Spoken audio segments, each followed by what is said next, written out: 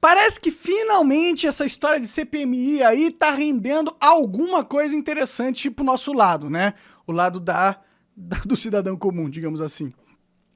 O CPMI promete ir ao STF se Dino não liberar as imagens do dia 8.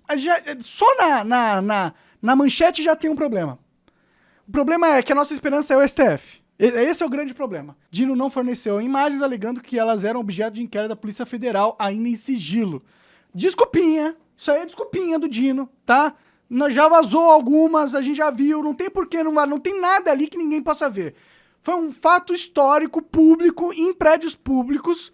Não tem nenhuma informação ali que vá prejudicar as investigações se a gente, o povo, souber. Isso é transparência de Estado, isso é o mínimo que vocês deveriam fazer.